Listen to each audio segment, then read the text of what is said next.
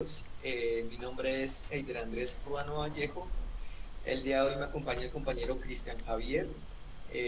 Nosotros estamos hoy reunidos para presentar el video de la etapa 3, Apropiación Epistémica, del curso de Psicología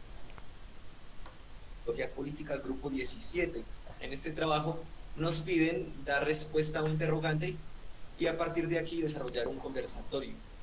La pregunta es la siguiente: ¿de qué manera la socialización política construye la subjetividad política y tiene la capacidad de determinar al sujeto político?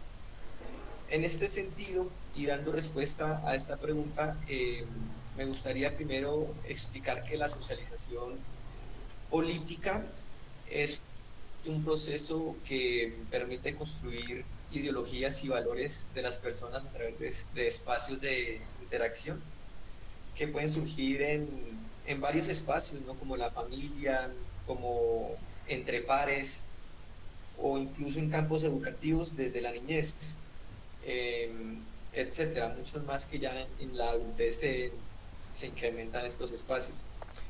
En este sentido, entonces, la socialización política permite que las personas desarrollen un pensar y un actuar crítico y analítico frente a la realidad en que viven, eh, lo cual, pues, a su vez conlleva que las personas sean vistos no como objetos, sino como sujetos políticos, capaces de realizar acciones que contribuyan en sus entornos.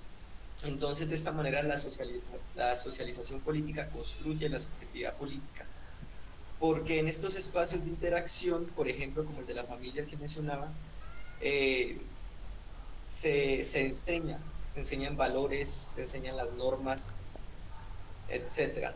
Entonces, se empieza a construir una subjetividad en los individuos, y la subjetividad es esa percepción que nosotros tenemos frente a la realidad en que vivimos, y bueno, ahí se empieza a hacer esa construcción de, de subjetividad política, porque entre los miembros se empiezan a compartir experiencias, saberes, pensamientos, y claramente hay conversatorios así como el que estamos teniendo en este momento, donde se comparte y donde toda opinión tiene relevancia, tiene importancia. Entonces, por eso se construye subjetividad, pero también se hace esa transformación de objeto a sujeto, es lo que hablaba ahorita.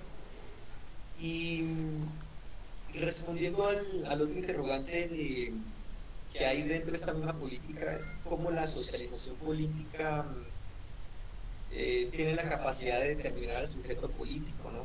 Entonces me voy al mismo ejemplo de la familia, comenzando desde la niñez. Eh, en las familias, por ejemplo, de ahora, he notado que los niños ya a corta edad tienen voz y voto en las familias.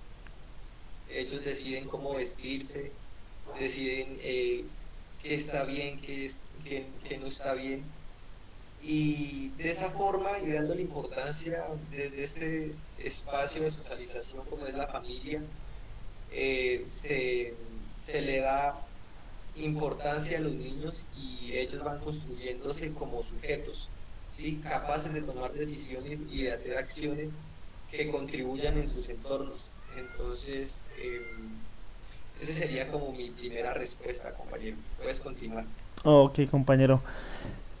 Bueno, digamos que pues teniendo en cuenta todo lo que has mencionado y con la intención de dar respuestas también a la pregunta, me parece importante lo que dices y creo que la base de la socialización política y pues la construcción de la subjetividad se basa muy bien en la infancia, digamos en los entornos en donde se desarrolla pues el infante, así como tú lo decías, en el colegio, en el ámbito familiar, en la interacción con sus amigos, con sus compañeros de colegio, compañeros de barrio. Digamos que cada uno tiene una realidad y una percepción diferente, ¿cierto? Entonces, eh, estas se van basando, digamos que se van construyendo a través de lo que ellos van viviendo. Entonces, digamos en las reuniones familiares, pues los niños, los adolescentes van escuchando criterios, van escuchando argumentos, políticos y sociales, y basados en ellos pues van construyendo la subjetividad, van construyendo la percepción de su realidad y asimismo van forjando cómo va a ser su interacción en el futuro, ya como actores políticos, ya como ciudadanos.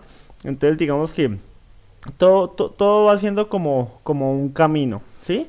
Entonces, como se desarrolla la socialización política, va a determinar cuál es la capacidad de actuar o de incidir, ¿sí? En un ámbito político, el sujeto político. Entonces, pues, digamos que me parece importante lo que mencionas. Y yo lo veo, considero que de pronto pues de esta manera se puede dar la construcción de la subjetividad por medio de la socialización política. Exacto. De manera de complemento, sí, la socialización es fundamental en estos procesos de construir sujeto y de construir subjetividades, porque como se ha dicho, en estos espacios es donde se forma debate y es mediante el debate que se aprende y que se enseña también. Es mediante el debate que se crea ese sentido analítico y crítico y es muy importante iniciarlo desde la escuela, porque como tú dices, es desde la niñez que se empieza a construir sujeto, ¿no? Es desde la niñez donde se debe fortalecer a los niños en la toma de decisiones, en qué está bien y qué está mal, porque esto se va a ver reflejado en la adultez.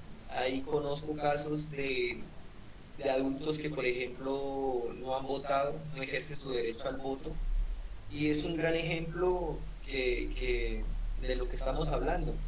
Son niños que desde la niñez no han tenido espacios donde se le dé la importancia al poder que tenemos nosotros como ciudadanos y se ve reflejado ahí en ese pequeño ejemplo de cómo nosotros desde la niñez podemos empezar a construir esas subjetividades y llegar a esa adulta y decir, tengo que ejercer mi voto, este político o estas acciones que yo puedo hacer son importantes y en verdad pueden causar un efecto positivo en mi realidad cotidiana, por así decirlo.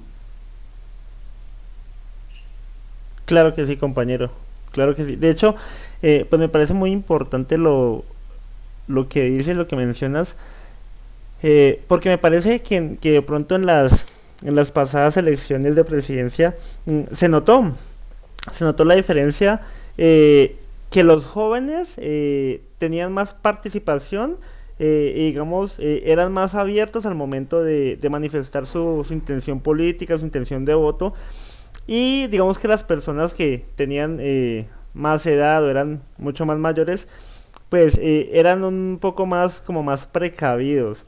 De hecho, habían personas que uno les preguntaba, uno hablaba con ellas y decía, no, la verdad es que no tengo intención de votar, porque ninguno de los candidatos pues como que me llena, entonces pues no estaban de acuerdo y decidían no hacer uso del derecho del voto.